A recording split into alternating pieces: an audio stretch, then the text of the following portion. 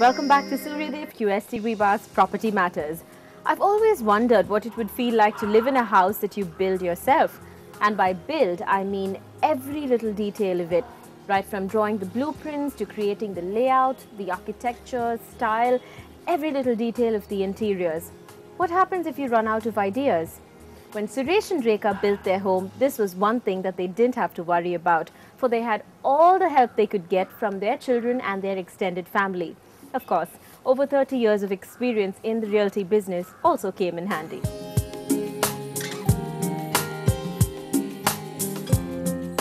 A builder's home. Now, how does a builder's home look? Will Suresh Jain, Managing Director of Vijay Shanti Builders, have designed his living space as creatively as he designs all the properties of Vijay Shanti? The only way to find out is to go to Pycroft's Garden Road in Nungambakkam. Standing right on the last plot on a lane off Pycroft's Garden Road is Courtyard by Vijay Shanti Builders. Our destination for today is apartment 4A, which is home to the Jains. This family of 5 consists of Suresh, the firm but polite fitness freak who loves his traditions and his sweets, his wife Rekha, who has to her name titles like star cook, bungee jumper at 45, and the perfect homemaker. Suresh's mother, who loves her jewelry and staying up to date with all the news. Suresh's daughters, Bhakti, the perfectionist who loves gadgets and takes fashion very seriously, and Pooja, the entertainer, who has her mum's sense of adventure and dad's architectural genes. Naturally, the family had mixed opinions as to what they wanted their home to look like. Suresh and his family moved in here about 3 years ago, a little after his company completed the project. The basic concept was this house is a blend of contemporary and classical architecture. Keeping in mind of my family members, like my husband and I, we wanted a classical architecture. My daughters wanted contemporary architecture. So we came up with this sweet home.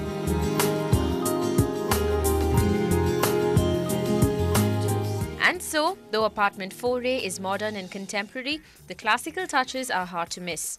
But figuring out all this was no easy job. But that's when help came. We were clueless, like how our ideas would take shape. So both my brother-in-laws came forward and helped us in our construction work and interiors.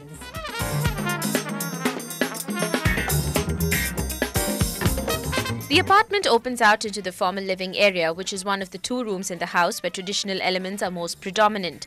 The grooves on both walls of the room and the patterns on the ceiling are completely classical.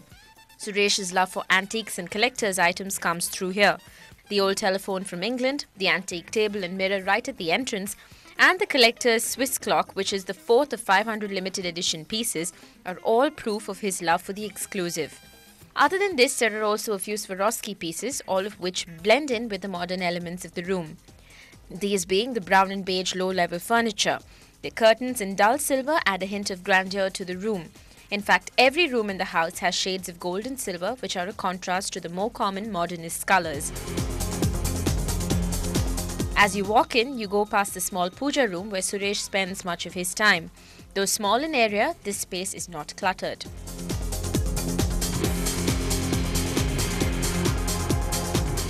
On the right is the kitchen. This space has cabinets all around, thanks to which Rekha has all the storage space she needs. Not only is this compact kitchen modern in design, but it also is in function, as it is well equipped with different products from Smeg. Rekha has a lava stone grill installed in her kitchen, which aids in all her culinary pursuits.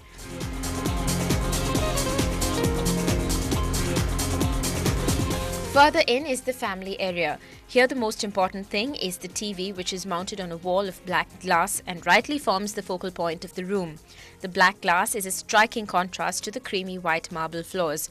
Otherwise, the room is completely modern and monochrome. All the furniture and pictures on the wall are from Evoluzione and have been tastefully put together. Here too, it is the gold curtains that softens the blacks and whites in the room.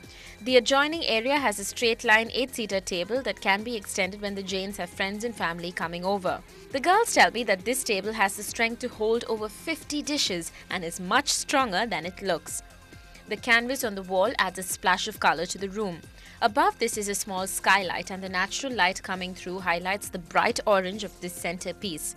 The overhanging sink too is interesting with its linear design. This goes perfectly well with the modern theme.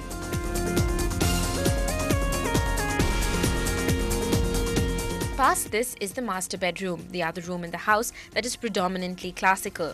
Suresh and Rekha have picked one of the best classical styles for their space, Victorian.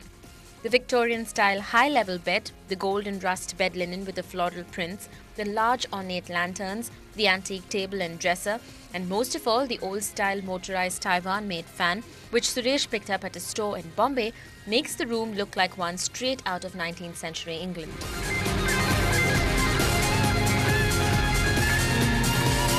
The room next door is Suresh's mother's. This space too retains the gold bed linen with a more traditional Indian design.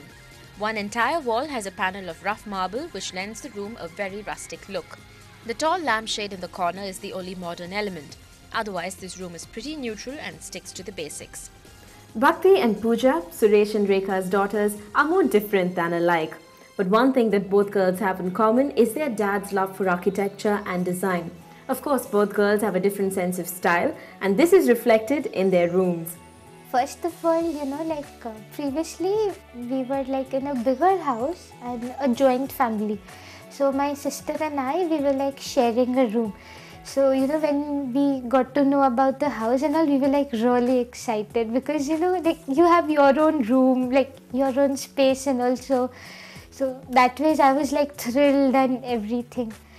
So basically what I wanted was, like my study table to be really very, very accessible, very comfortable. Like I just wanted everything to be there, easy for me to take and all because of my college and all that. So that was, that was my first priority. Then of course, like when you have weekends and you're just unwinding and all that. So second was, that my bed has to be like really, really comfortable and a little different than what the normal this thing was. And third is like I love standing in front of the mirror and just doing stuff like you talk or anything, like basically when you're like even going out and all that stuff. So these were like my main things. Like my mirror is like very special to me, so that had to be really exquisite. And so that's about it. So this was like my basic requirements, you can say. So that was that. And at the same time, it was like my space, like of course the whole house is yours, but then, a room is always special to you, like a little more special than all the other things. So that was, like it had to, like show that, of course your room shows what you are. So basically I was very particular because it was going to represent me and that kind of a thing. So I guess, yeah, that was what I had specified, that, my room was this.